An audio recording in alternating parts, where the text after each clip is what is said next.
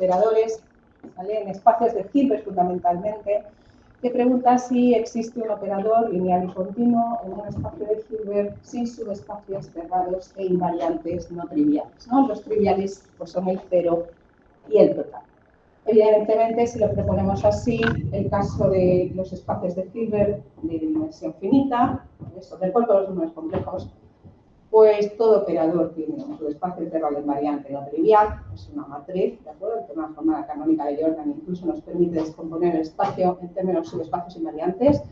Y en el caso de los espacios de Hilbert no separable, la respuesta también. Y esto es porque si cogéis un vector no nulo en el espacio, la variedad lineal engendrada por la órbita es un subespacio separable. Si tomo la clausura, es invariante. Y si el espacio de Hilbert en el que vivo no es separable, tengo un subespacio invariante no trivial. Por lo tanto, el problema está abierto en el contexto de espacios de Hilbert separables infinitodimensionales. Y ese va a ser nuestro contexto o nuestro origen para estudiar el problema que os voy a contar. ¿De acuerdo? Y yo creo que parte de lo que ocurre a la hora de entender este problema es que hay una falta de ejemplos de operadores que se entiendan bien. En muchos sentidos, muchas clases de operadores no se sabe si tienen o no subespacios invariantes a día de hoy.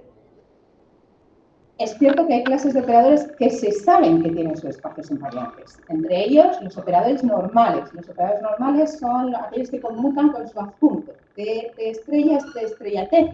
Esto es consecuencia del teorema espectral. El teorema espectral en la versión para operadores normales es que son, en espacios de Hilbert separables, si tengo un vector cíclico, es que son similares a un operador de multiplicación, ¿vale?, por la variable independiente x en un L2 de mu. Y eso tiene subespacios invariantes. Los operadores compactos. El caso de los operadores compactos es un caso que es bien conocido para vosotros, ¿no?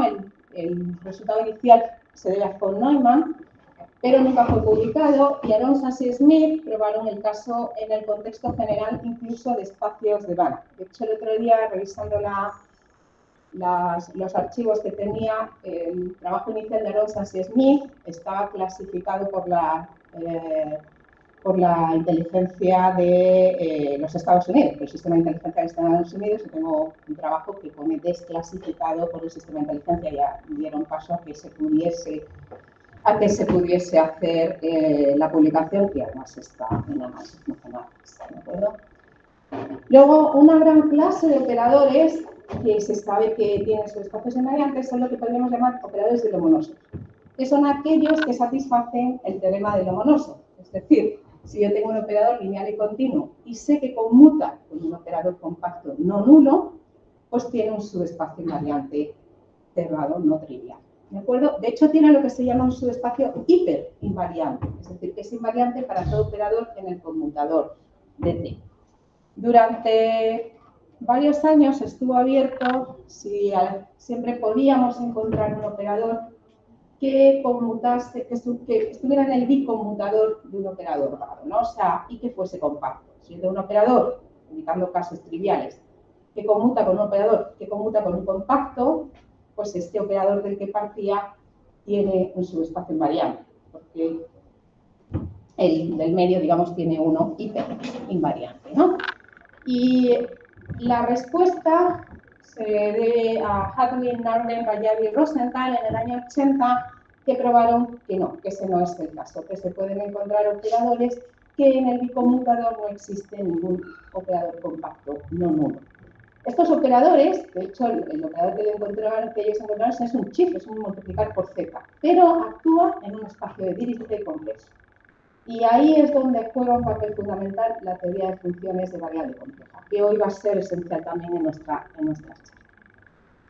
Bueno, yo creo que cuando uno introduce el problema del subespacio invariante tiene que decir algo sobre el contexto de espacios de Banach, y esto es bien conocido en el área.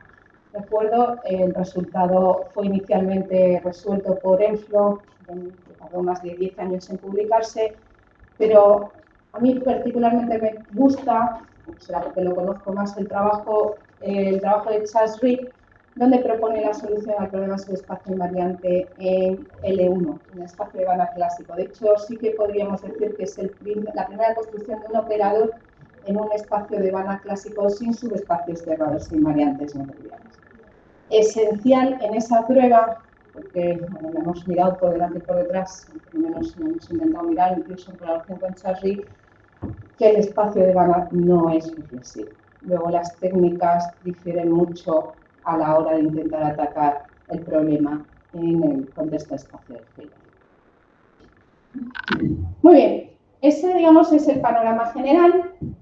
Y si uno se va a las fuentes iniciales, claro, digamos el trabajo de Aronson y Smith pues fue ampliamente mejorado, entre comillas, por el teorema de Lomonosov. Pero si uno intenta leer el trabajo, se da cuenta cómo se construyen los subespacios invariantes, se hacen a capa y espada. Y entonces, Halmos, en el año 68, introdujo la noción de operador cuasitriangular basándose en la construcción de Aronson-Smith. Un operador Q en un espacio de Hilbert de dimensión infinita separable es cuasitriangular si siempre somos capaces de encontrar una sucesión creciente de proyecciones de rango finito que convergen fuertemente al operador de identidad y de modo que esta norma va a hacer. Que sean crecientes se puede, digamos, se puede demostrar que siempre existe, no tiene por qué ser creciente, pero es esencial que sean de rango finito. De hecho, los operadores cuasitriangulares vienen a generalizar la idea de operador triangular. Operador triangular en un espacio de Hilbert, dimensión infinita, separable, imaginad que simplemente es una matriz triangular, ¿de acuerdo? Entonces, si vosotros consideráis las proyecciones P sub n sobre, imagina que tenéis la base canónica, la matriz triangular, cojo las proyecciones P sub n sobre los primeros n elementos de la base, pues el operador T, por ser triangular, tiene la propiedad que hace que T sub n sea P sub n, T sub n. O sea, esta diferencia es cero, eso es fácil de probar, ¿de acuerdo? Y tiene muchos subespacios invariantes, por ser precisamente triangular. Pues si comparáis esta expresión con esa, lo único que estamos pidiendo, de alguna forma, para un operador cuasi triangular, es que tenga como una especie de subespacios de dimensión infinita que son casi invariantes, porque la norma se va a hacer. ¿De acuerdo? Y la pregunta es, bueno, ¿y esta clase de operadores qué tiene que ver con el problema del subespacio invariante? Bueno, pues, antes, porque siempre se da una definición, por lo menos vamos a dar algunos ejemplos, ¿no? Perdón. Operadores que son cuasi triangulares, los compactos, ya digo, esta definición venía de Halmos, ¿no?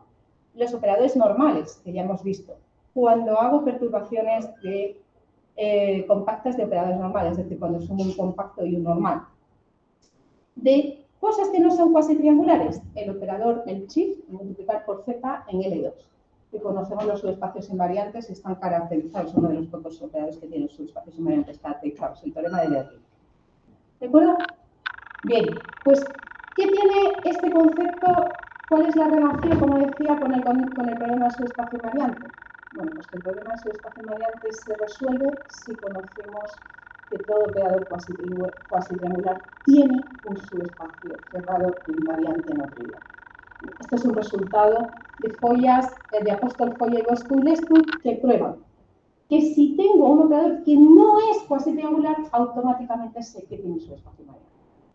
Es decir, estamos simplemente tenemos que entender, y simplemente me lo permitís entre comillas, que los operadores que son cuasitriangulares. Esto es que existe la sucesión de proyecciones crecientes que hagan que la diferencia de las normas, de la norma de esa diferencia se vaya.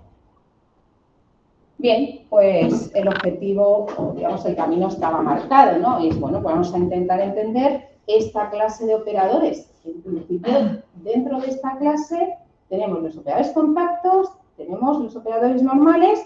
Pues si uno quiere entender una clase de operadores, pues vamos a entender los ejemplos que hay dentro, a ver si podemos extrapolar alguna de las ideas. Pues vamos con los operadores, o sea, las perturbaciones compactas de operadores normales. Y a ver qué ocurre con esto. Claro, cuando nos metemos en este problema, nos chocamos de bruces con algo que puede ser, de hecho, sorprendente a primera vista. Si vosotros cogéis la perturbación compacta de un operador normal es el que conmuta con su adjunto. ¿Cuál es el operador normal más fácil que uno puede pensar? Un diagonal. ¿De acuerdo? Su adjunto es simplemente tomar conjugados y eso conmuta.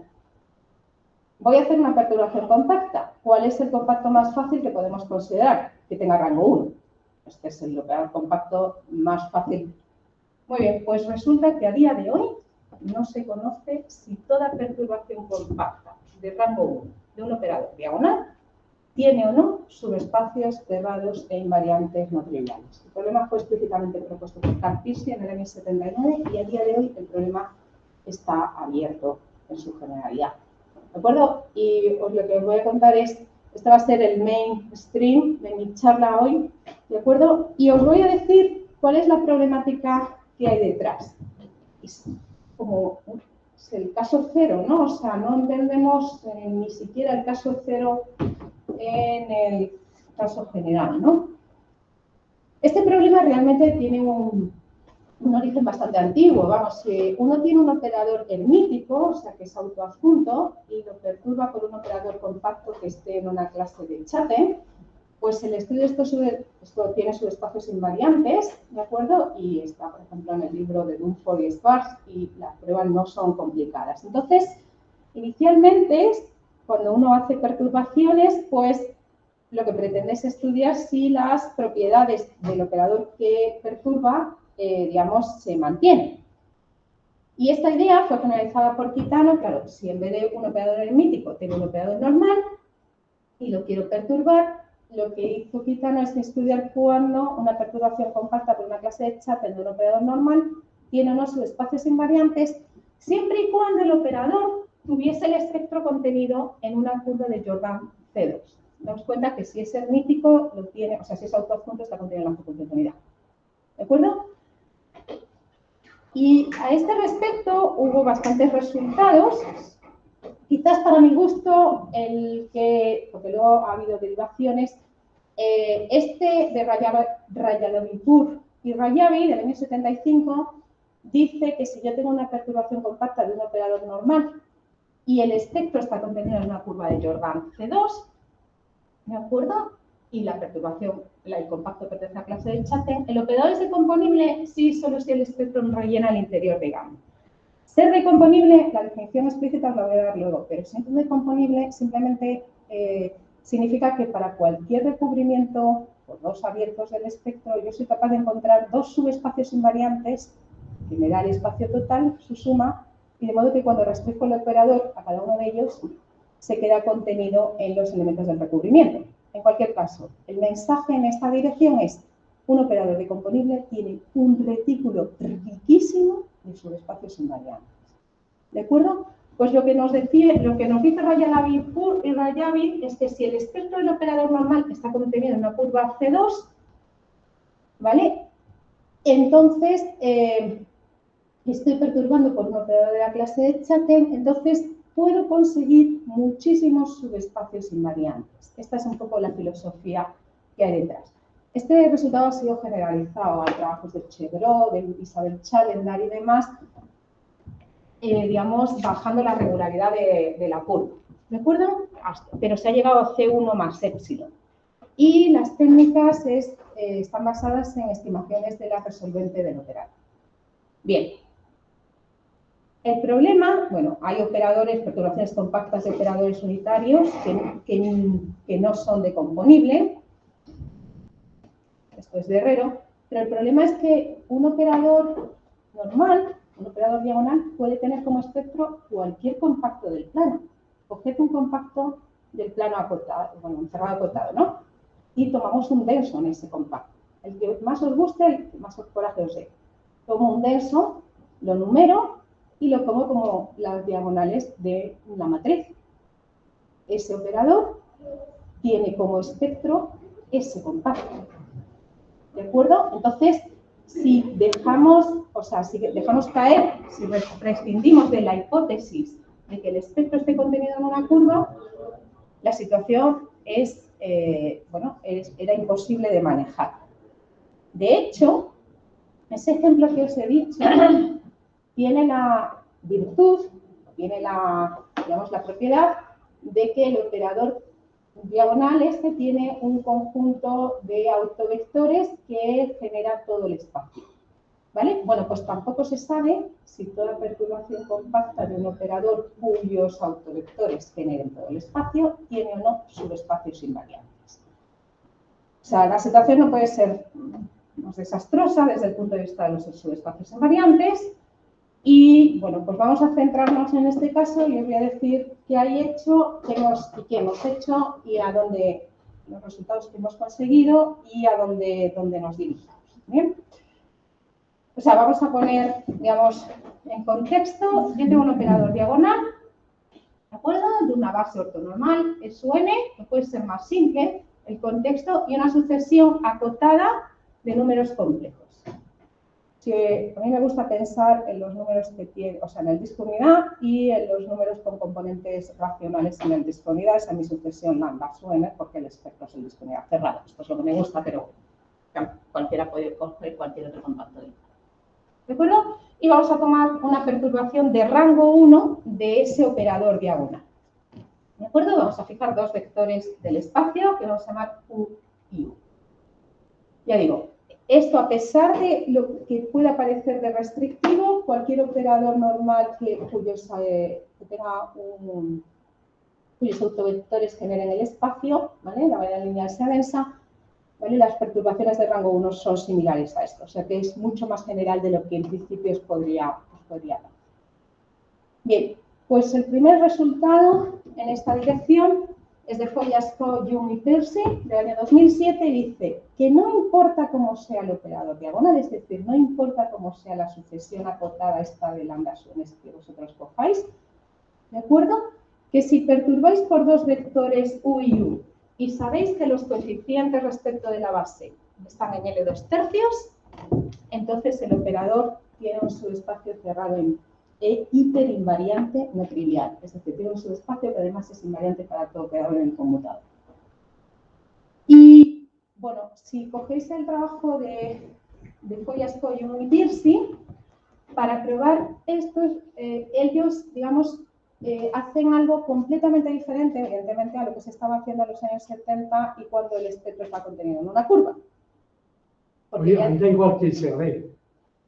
Que da igual quién sea D. D es el diagonal. Sí, pero que no, en la condición no aparece. Es este operador. Sí, no, pero dice que en la condición. Da igual quién sea la sucesión. Exactamente. Da igual quién sea D. Digamos, esa es la potencia de este resultado. Tú puedes coger cualquier sucesión que quieras. Luego voy a ver que hay sucesiones que, por ejemplo, si es convergente a un punto, estas son muy fáciles de manejar, ¿vale? Pero aquí puedes coger cualquier sucesión numerable, acotada, eso sí, del plano complejo. Y prueban que este operador tiene un subespacio invariante si tienes esta condición de sumabilidad sobre los coeficientes de U y V. A mí me gusta ver el teorema de Jung, de Follas, Jung y Pearce. Bueno, pues alfa n, esto lo voy a usar varias veces en lo que sigue la charla, alfa n está en LP, beta n está en L1, son los coeficientes, recordad, de U, el alfa n y de V, beta n. Entonces, lo que ellos cubren es este cuadrado, el 2/3 por 2/3 el cuadrado. ¿Bien? Vale, ¿y cuál es la prueba de ellos? Bueno, evidentemente no os voy a contar la prueba, pero lo que es la idea excepcional del trabajo es que utilizan un cálculo funcional, de estos que utiliza PP, pero que no es convencional. No es convencional porque resulta que integran sobre curvas, el cálculo funcional, sobre curvas que cortan al espectro del operador. O sea, si lambda es mi sucesión acotada, ¿vale? Esta es la clausura. Y ellos lo que hacen es coger curvas que cortan al espectro y pueden definir un cálculo funcional asociado. Entonces tiene un f de t. Daos cuenta que si yo tengo f de t Esta idea se repite en el área varias veces y demás. Si vosotros tenéis una función en el operador, o sea, sabemos construir una función en el operador, de modo que yo pueda garantizar, por ejemplo, que el núcleo de esto no es 0, he ganado, porque el núcleo de este operador ya es un subespacio cerrado e hiperinvariante porque va a conmutar, o sea, va a estar en cualquier elemento del computador de T.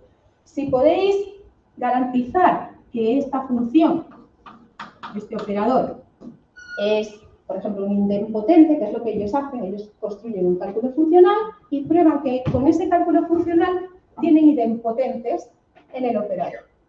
Pues el rango os va a proporcionar, la cláusula del rango, subespacios cerrados e invariantes no triviales. Entonces, digamos, la técnica fundamental detrás de toda la prueba es poder desarrollar el cálculo funcional que no es convencional, porque ya digo, para un cálculo funcional uno necesita integrar a lo largo de una curva que no pase por el espectro, porque es donde precisamente el operador tiene las singularidades. ¿De acuerdo? Esa es un poco la filosofía detrás de su trabajo. Bien, entonces ellos crean este cálculo funcional y prueban que hay idempotentes y a partir de ahí prueban los subespacios, las tristezas de espacios superinvariantes. La condición del 2/3, que yo sabía que te iba a gustar porque es de LPs, es una condición de integrabilidad, realmente. Es una condición de integrabilidad. Entonces, Fan y Chea, unos años más tarde, con el mismo tipo de ideas, pero refinando la condición de integrabilidad, usando el teorema de Borel-Cantelli y demás, logran probar que si los coeficientes están en L1, entonces el operador tiene subespacios cerrados e invariantes no triviales. ¿De acuerdo? Es decir, que lo que hacen es pasar, extender, digamos, de aquí a aquí, ¿no? Ya tenemos, damos cuenta que U y V son vectores del espacio, luego los coeficientes están en L2. ¿Vale? No lo he dicho, pero digamos, la visual del cuadrado. Bien, de hecho, prueban mucho más. Estos autores estuvieron estudiando este problema durante bastante tiempo y prueban que son capaces de probar que hay una subclase de estos operadores que son decomponibles. Aquí está la definición que os decía antes. Si cogéis cualquier recubrimiento del espectro por abierto, siempre sois capaces de encontrar los subespacios invariantes, M y N, de modo que H se excluye con la suma de ellos dos y las restricciones del operador a cada uno de ellos está contenido en cada uno de los elementos del recubrimiento. Tengo un dibujo que hizo Miguel, el anterior estudiante de tesis, que es muy bueno. Si el espectro, por ejemplo, es la circunferencia unidad, coges un recubrimiento, US1 y US2, y entonces siempre somos capaces de encontrar M, de modo que cada parte del espectro, cuando hago la restricción al subespacio, se queda contenido. El dibujo no es mío, ¿eh? Así que, bien. Entonces, bueno, pues, ya lo puse.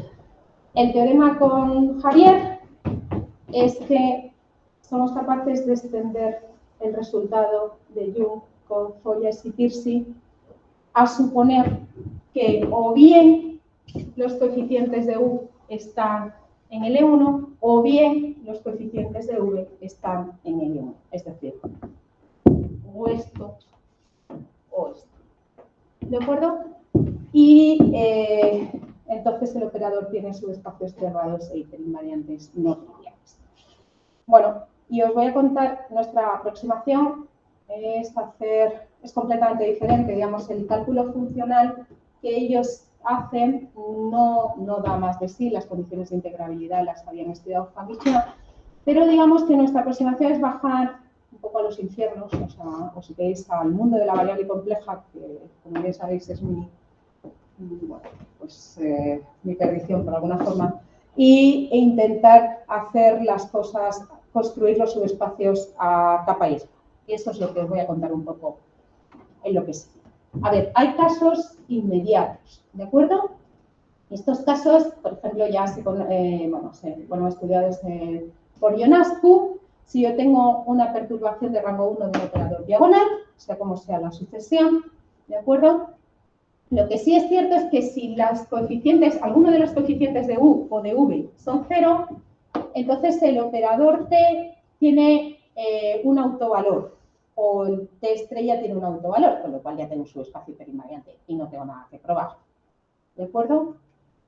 Si yo sé que hay un elemento de la sucesión, que lo estoy con multiplicidad, por ejemplo, 2, ¿vale? ¿De acuerdo? Entonces ese elemento es un autovalor del operador T, con lo cual tampoco tengo nada que probar. Y si, por ejemplo, el conjunto derivado de los lambda-suelos, o sea, los puntos de acumulación, ¿no?, se reducen a un único punto, entonces se puede probar, eso es un poco más delicado, pero se puede probar que el conmutador de T contiene a un operador compacto. Entonces el teorema de Lomonosov nos hace el trabajo sucio y nos dice que entonces T tiene un subespacio hiperinvariante. Es decir, que en cualquiera de esos tres casos el operador siempre tiene un subespacio hiperinvariante no trivial. Muy bien, pues si esto lo tenemos, lo que vamos a hacer es definir la clase. Yo sigo la notación de Foyers, Junko y Pearson, RO, no sé lo que significa, yo creo que es resto de operadores, pero sinceramente, como ellos le llaman, clase RO, que es justo los que no verifican las condiciones anteriores, ¿vale? O sea, los que nos quedan por estudiar.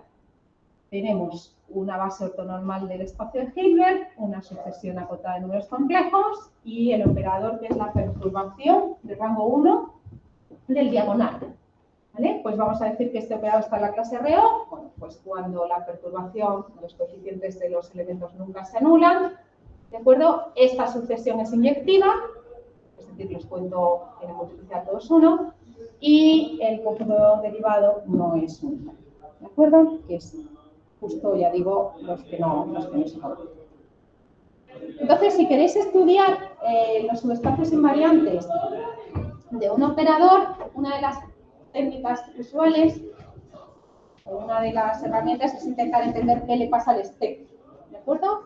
El espectro del operador tiene que ser espectro esencial, porque si no siempre tiene su espacio invariante, pero digamos el espectro proporciona mucha información. Hay gente que piensa que es el alma del operador. Y el espectro, en este caso, está relacionado con la serie de Borel de lo que se llama el operador. A ver, los alfa n eran los coeficientes de U y los beta n los de V. Entonces, la serie de Borel asociada al operador va a ser esta serie. Daos cuenta que esto está en L1, ¿no? Porque cada alfa n y beta n está en L2. Y los lambda n es la sucesión de números complejos que define el diagonal. Bueno, para aquellos zetas en los que esta serie converge.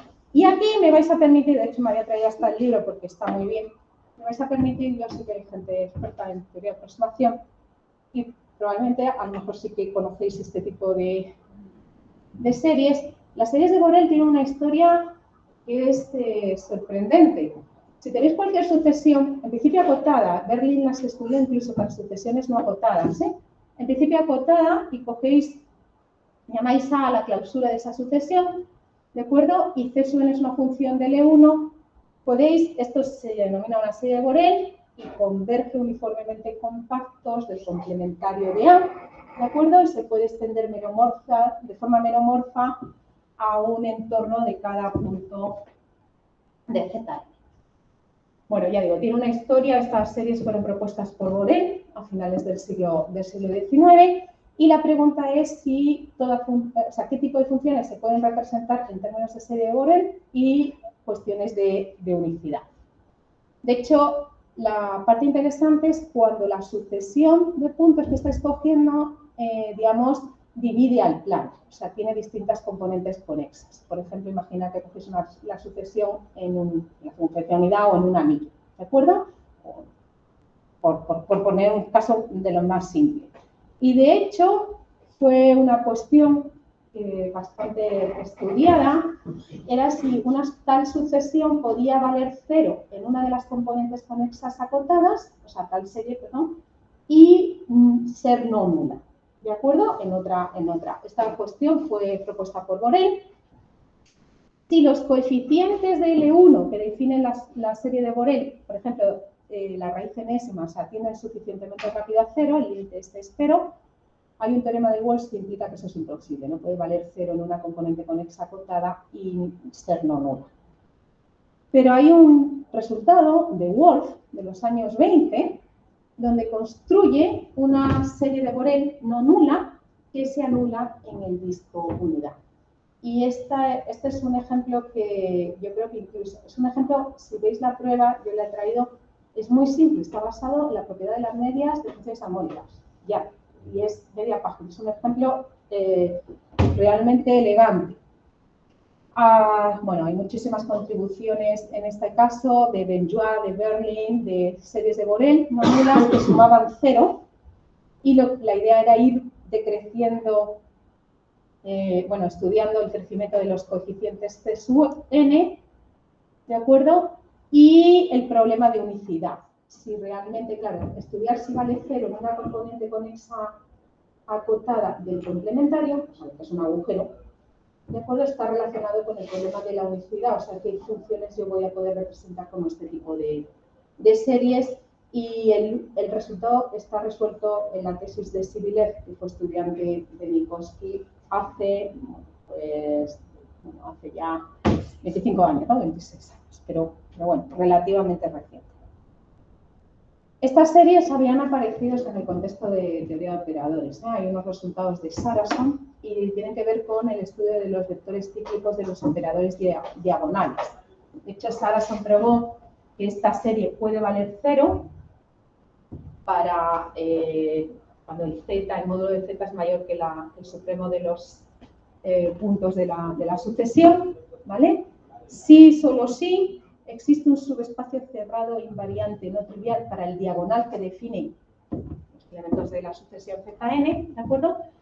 Que no es, ¿vale? Que no es invariante para el azul, lo cual es bastante sorprendente. Bueno, en términos de operadores, es decir, que la álgebra débil cerrada que genera I y el diagonal no contiene distrilla, pero digamos, esta es la versión más aterrizada en esa dirección. O sea que realmente, y el estudio de estas series es lo que nos ha proporcionado a nosotros las herramientas, digamos, para extender el teorema de Foyas, Jung y Peirce. ¿De acuerdo? Bien, pues volvemos a nuestra serie de Borel asociada al operador. Entonces, Ionescu había probado cuando tenemos cuando tenemos que el espectro puntual, es decir, el conjunto de autovalores del operador T, del operador ya perturbado, es no vacío. Bueno, pues evidentemente eso ocurre si, solo si, el Z no puede estar en la sucesión. Esta serie tiene que ser finita.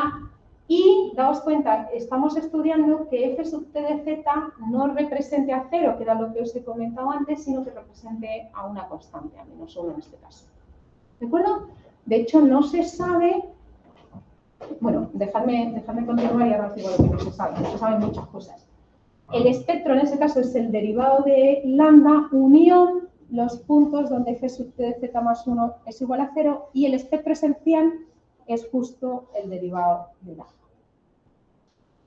Bueno, pues para probar el resultado con Javier, bueno, pues evidentemente hay que quitar los casos que ya sabemos que tienen sus espacios hiperinvariantes, porque eso, primero, no es nuestro y segundo, digamos, ya se sabe. Es decir, para el caso de los operadores del resto de operadores, vamos a suponer que el espectro es conexo, porque si es desconexo, el espectro siempre tiene su espacio invariante. Hay un cálculo funcional que me da un subespacio invariante. O sea que esto no es ninguna restricción. Que el espectro puntual de T es vacío, eso porque si tengo autovalores he ganado, y el espectro puntual de T estrella también. Entonces, lo que somos capaces es de construir lo que se llaman subespacios espectrales. Digamos, esa es la idea diferente a lo que había antes. Y si alguien, creo que... ¿Qué son los subespacios espectrales? Los subespacios espectrales están asociados al espectro del operador. Son no nulos y no densos, ¿no? Entonces son subespacios invariantes. Y simplemente ya es la última, digamos, vuelta de tuerca de las herramientas que voy a utilizar en la prueba, por lo menos que os voy a contar. ¿Qué son los subespacios espectrales? Esto viene del estudio de la teoría espectral local y es estudiar el espectro del operador, pero desde un punto de vista un poco más fino, o digamos un poco más delicado, por decirlo de alguna forma. Si tenéis un espacio de Banach, un operador se dice que tiene la Single Value Extension Property, la SWEP, como dicen por ahí, si, bueno, pues es una propiedad de analiticidad. Si por todo conjunto abierto conexo G y toda función analítica es una función con valores en el vana, ¿no? De G es un abierto de complejo con valores en el vana. Si sabemos que esta expresión es cero, entonces F tiene que ser automáticamente cero en el abierto. Bueno, pues para operadores que esencialmente tienen la Single Value Extension Property, bueno, pues tiene sentido estudiar lo que es el espectro local en un punto y la resolvente local. El espectro local del operador en el punto X, ¿vale? Que se suele denotar como sigma sub t de X, pues es el complemento, es el complementario de todos los puntos del plano complejo, lambda en este caso, de modo que somos capaces de encontrar un entorno alrededor de ese punto y una función analítica definida de ese entorno con valores en el vana, de modo que satisface esta ecuación. Daos cuenta, aquí lo único que estoy haciendo para que se entienda esencialmente lo que hay detrás es yo soy capaz, esto es como el complementario de la resolvente local, soy capaz de invertir el operador localmente en el punto X. Eso es lo que me está diciendo esta ecuación. ¿De acuerdo? Bien. Por tanto, el espectro local es el complementario de donde sé invertir, es decir, no los puedo invertir localmente. Resulta que el espectro local de un operador en un punto siempre es un conjunto compacto, como el caso del espectro, pero puede ser vacío. En el caso del espectro sabemos que nunca es vacío, es un compacto no vacío del plano, pero este sí que puede ser vacío, está contenido en el espectro y tiene muchísimas propiedades. Pero entre ellas, una que es fundamental es que si vosotros tenéis el espectro del operador, esto que hemos pintado antes, el dibujo, ¿no? Con agujeros, ¿de acuerdo? Y yo cojo cualquier omega, lo voy a poner así, bonito, que corte cualquier omega, cualquier subconjunto puede ser abierto, cerrado, ni abierto ni cerrado, que corte al espectro, podéis definir lo que se llama la variedad lineal, sorprendentemente es una variedad lineal, que es el conjunto de puntos del espacio, del vana, cuyo espectro local se queda contenido en este conjunto omega. Eso, ya digo, es una variedad lineal, o sea, la suma de vectores está ahí, y si multiplicáis por escalar también, es por las propiedades del espectro local, y además siempre es invariante para todo operador que conmute con t. El problema, por eso pone lineal manifold, es que no es cerrado. Ese es el problema. Es una variedad lineal, pero no necesariamente es cerrada. Si resulta que fuese cerrada para todos los cerrados que cortan al espectro, eso lo que significa es que el operador tiene la propiedad de Dunford, ¿de acuerdo? Pero en general no es cerrada y eso nos hace... Claro, si esto es cerrado y distinto de cero, hemos ganado, porque son subespacios hiperinvariantes no triviales. ¿De acuerdo? Bien. Bueno, pues lo que hacemos con Javier es, primero, intentar entender cuándo tengo la Single Value Extension Property para analizar estos subespacios espectrales. Y probar que esto es equivalente a decir que el espectro puntual de T no puede rellenar ningún agujero de la clausura de lambda. Los agujeros, ya digo, son las componentes conexas acotadas del complementario. Y que la función de Borel no puede ser f sub t más 1, no puede ser constantemente 0 en ningún agujero.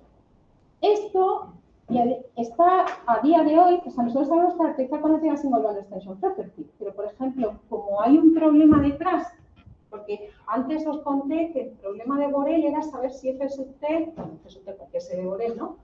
Podía ser 0 en alguna componente. Aquí yo estoy pidiendo si una C de Borel puede ser menos 1. A día de hoy no se sabe si esta clase de operadores tiene o no la Single Value Extension Property. O sea, podemos caracterizarlo, pero estamos al final preguntando un problema sobre series de Borel.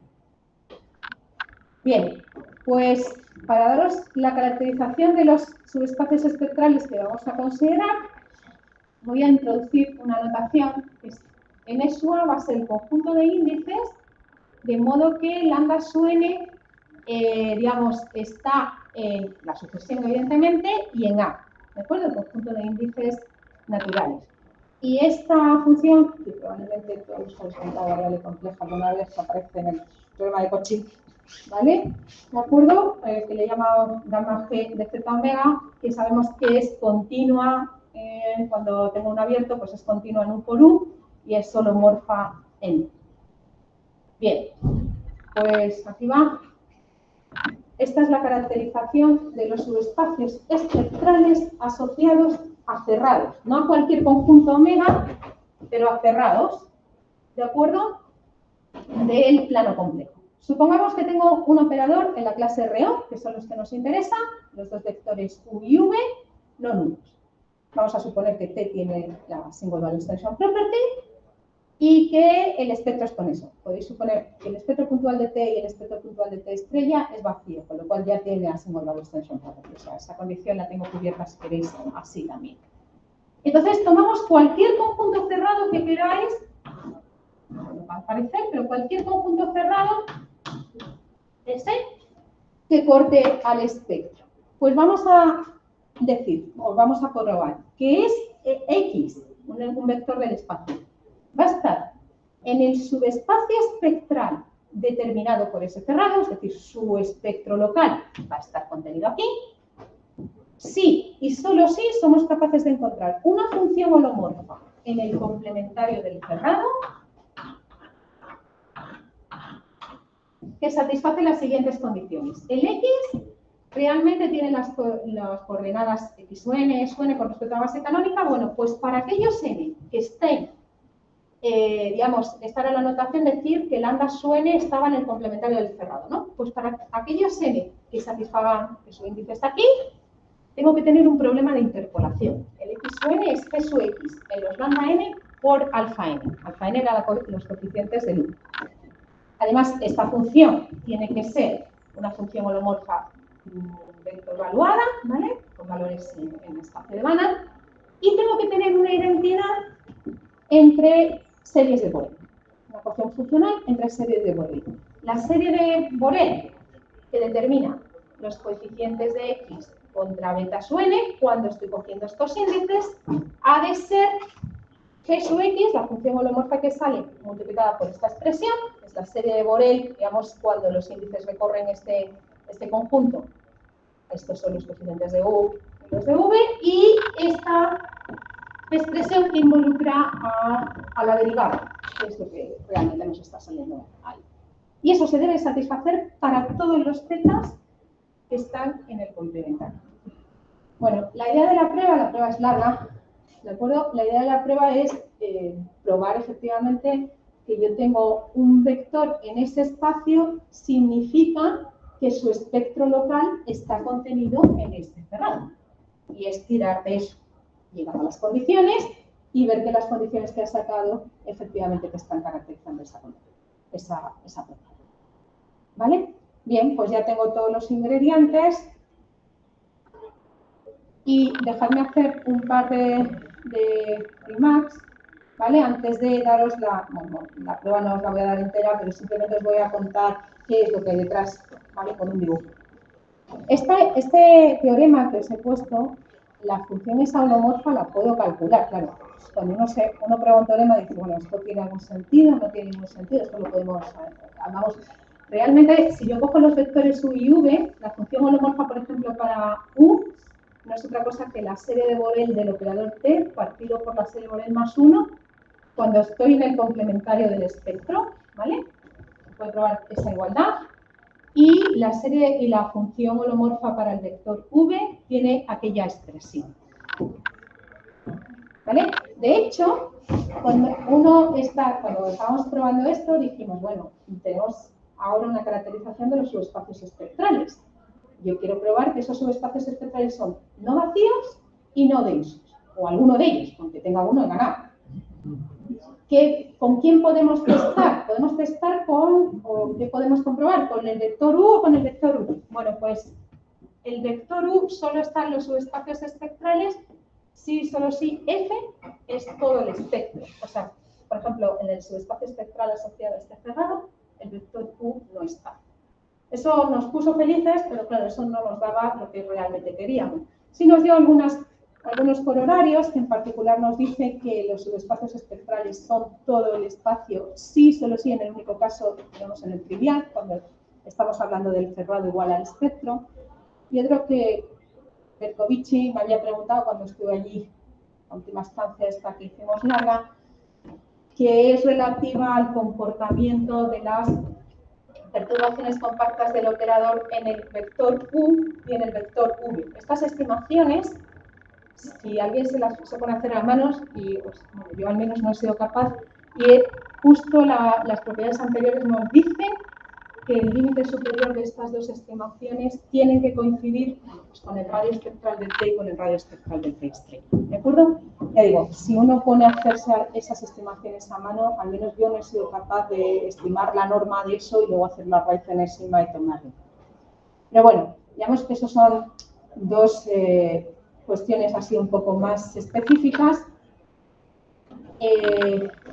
Para construir el subespacio espectral, lo que hacemos es elegir, y ya lo os he puesto, es elegir precisamente una curva, en este caso como la del dibujo, que es la que nos va a hacer el trabajo para determinar el cerrado. ¿De acuerdo? Y para eso necesitamos probar el siguiente resultado. Supongamos que tengo una curva que es cerrada, simple, diferenciable a trozos, de modo que el espectro de T corta al interior de la curva. ¿Vale? Esta aplicación está bien definida y es continua sobre la curva, y tenemos esta serie, que es la que nos va a garantizar que el subespacio espectral del cerrado formado por el interior de la curva es no nulo, porque voy a poder construir un vector explícitamente en el subespacio espectral, que además va a venir, digamos, garantizado que vive en el H por esta condición. Bueno, pues si probáis este resultado, el dibujo al final es este. Los subespacios espectrales que vamos a considerar son los asociados a los interiores de esas dos curvas, y el teorema anterior me está diciendo que son no nulos. Y la pregunta es, ¿y por qué no son densos? Bueno, pues de ahí echamos manos de la variedad de la teoría espectral local, que me dice que si yo tengo dos cerrados disjuntos, y de los operadores T y T' y de la Simultaneous Extension Property, el subespacio espectral de F1 siempre está contenido en el complemento ortogonal del subespacio espectral. Esto es el conjugado, ¿vale? F2' para mí son los conjugados, porque ya no tenemos más notación, ¿de acuerdo? El subespacio espectral para el adjunto de T del conjugado de F2. Eso en particular me está garantizando que no son densos, es decir, que tengo subespacios cerrados e invariantes no triviales. Bueno, la cuestión, antes de pasar a la cuestión final, evidentemente es cómo trasladamos esto al caso en el que U y V realmente viven en L2, luego sus coeficientes, bueno, pues pertenezcan a ese cuadrado, ¿no? Esto depende fuertemente de las condiciones, no ya de integrabilidad, sino de cómo estamos construyendo los subespacios invariantes. ¿Vale? Bien, pero este es, claro, la pregunta natural es, bueno, ¿lo sabes hacer para 1, lo sabes hacer para 10? Bueno, pues para 10 lo sabemos hacer, pero un poco mal, la verdad. No un poco mal, a ver, la cosa se complica sobremanera. ¿De acuerdo? Podéis tener una perturbación por un operador de rango finito, ¿de acuerdo? Y en ese caso, lo que sabemos probar es que si todos los vectores U están en L1 o todos los vectores U, digamos, están en L1, entonces sí que es cierto que el operador tiene subespacios cerrados e invariantes no triviales. Pero ya digo, si podéis hacer combinaciones de todos los colores, evidentemente no lo sabemos probar, ¿vale? Aquí ya es suficientemente complicada, sale un análisis matricial, hay un lema, un factor lema que falta fundamental, pero no sabemos si un poco más allá. Y evidentemente esto es para rango finito. Al final para cualquier operador compacto de un operador solo diagonal, ¿no? Y acabo con la transparencia que empezaba de alguna forma, es, bueno, queremos intentar entender un problema importantísimo y casi no sabemos el caso cero del problema. Es decir, hay una falta realmente de operadores que intentamos desde el punto de vista de los subespacios invariantes. ¿De acuerdo? Bien, pues eso era todo lo que os quería contar. Gracias por la atención. Creo que tengo por aquí parte de la bibliografía que he usado en los trabajos. Bueno, el trabajo con Javier está enviado, lleva 6 meses, refiriéndose a... Así que, eso es todo. Muchísimas gracias.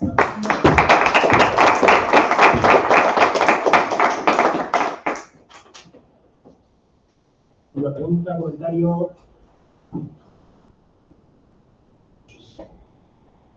Bueno, esto es lo que hacer, ya lo sabemos.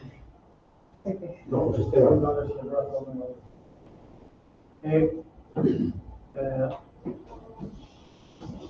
Con el cálculo no convencional que toca y tal, pues has hablado de condiciones de integrabilidad. Pero luego has dicho que en el método seguido por vosotros, pues es eso, porque ese camino ya se ve que ha sido obtenido todo lo que se puede obtener, y entonces, bueno, paséis a por él.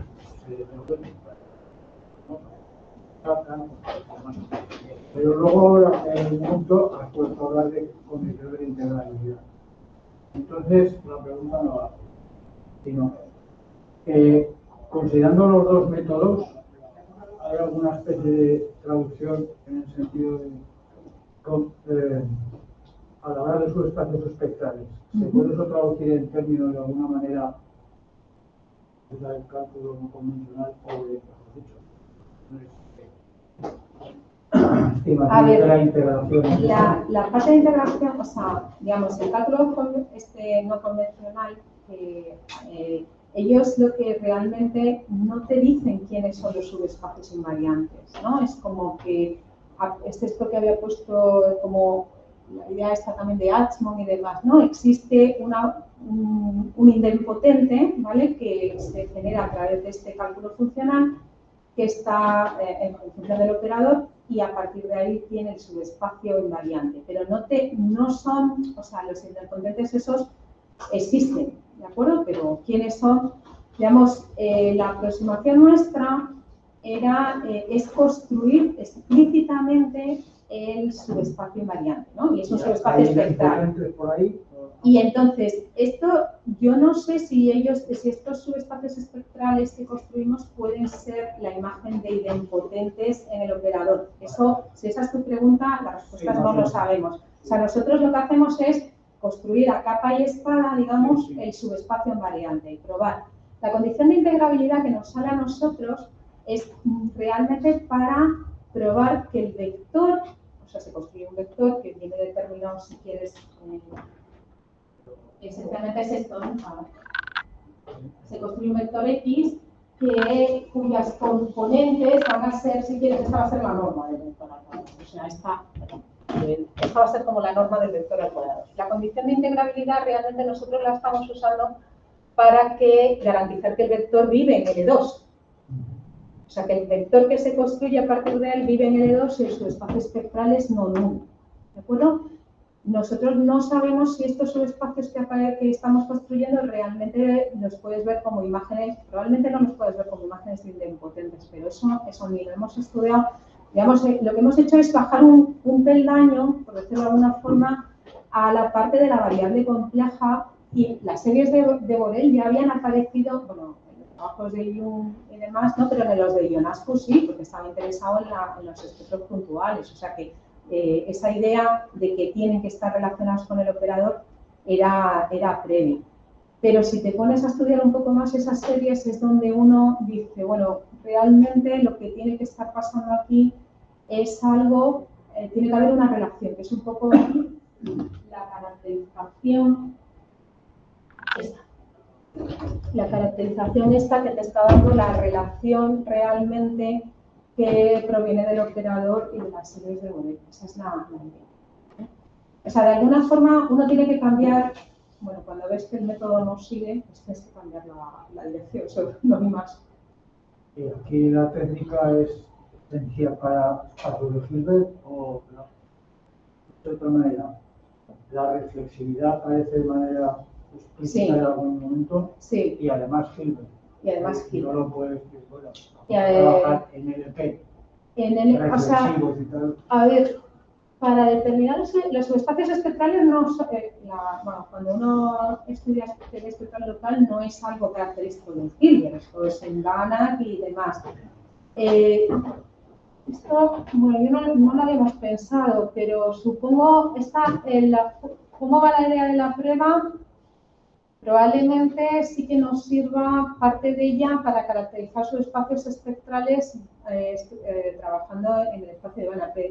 Date cuenta que la condición esta última incluso es cierta, esta, que me permite decir cuándo no van a ser densos, esta incluso es cierta en espacios de Banach. Entonces, a lo mejor sí que es cierto que parte de esto se puede aprovechar para estudiar el operador, pero si no sabemos hacerlo aquí, ya, imagínate, vamos a irte a un...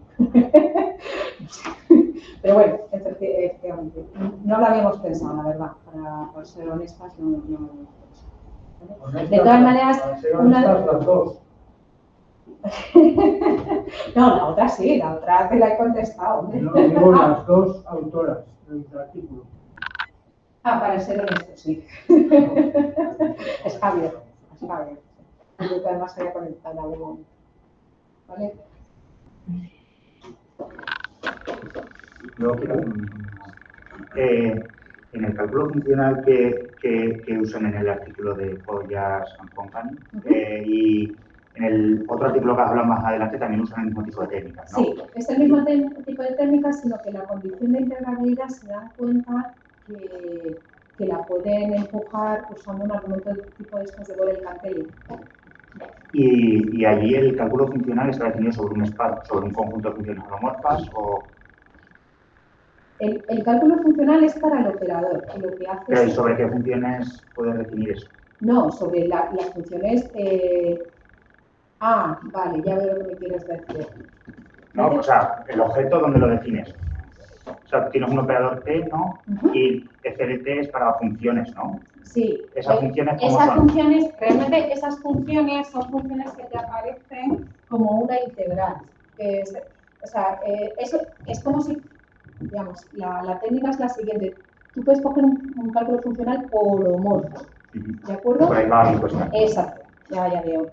Puedes coger un cálculo funcional holomorfo o puedes coger, para los operadores normales tienes incluso cálculos funcionales de Borel, o sea que las funciones pueden ser mucho más amplias. Pero para las funciones holomorfas necesitas integrar, o sea, tienes una representación integral de Cauchy y necesitas integrar a lo largo de una curva que no pase. Y ellos lo que consiguen es funciones, evidentemente, que no van a ser holomorfas, pero que aparecen a la hora de integrar a lo largo de esas curvas que sí pasan por la singularidad. ¿Vale? ¿De acuerdo? Es un poco más general que un cálculo funcional holomorfo de manera clásica, porque claro, tienes que integrar a lo largo de... Por ahí va mi cuestión, ¿cómo eran sus funciones? Y siguiendo con la misma pregunta, ya termino, ¿vale? Claro, luego las técnicas que vosotros usáis están basadas básicamente en series de Borel, ¿no? Y usáis muchas series de Borel. Y esas series de Borel, en algún sentido, te van a definir funciones holomorfas.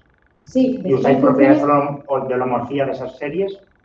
De las funciones. Sí, las usamos fuertemente. Las series de Borel, de hecho, por ejemplo, incluso para determinar... digo que el principio de programación analítica es fundamental, digamos, incluso para determinar esta igualdad que os he puesto antes, que os he dicho, oye, que realmente esta G que aparece cuando yo quiero calcular los espacios espectrales se puede calcular, ¿no?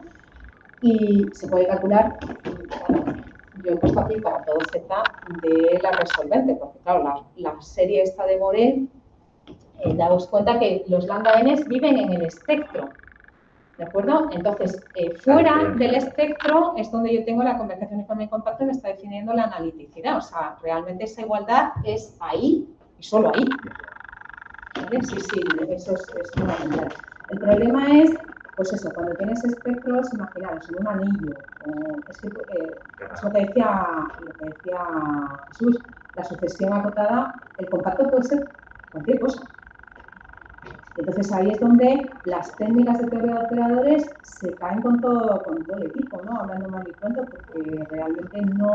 Claro, si están en una curva, pues puedes tener alguna... Y ni siquiera para curvas continuas se conoce, ¿eh? O sea, los resultados que hay últimos, que son de Isabel Chalendar y de Bernard Chevron, lo que hacen es para curvas que son, C1 más epsilon, porque habían bajado del C2, ¿no? Pero digamos que necesitan cierta regularidad. Más que C1,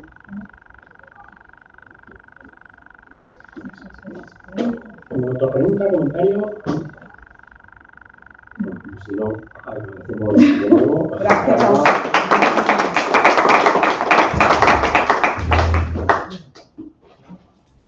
Luego nos iremos a comer aquí al lado.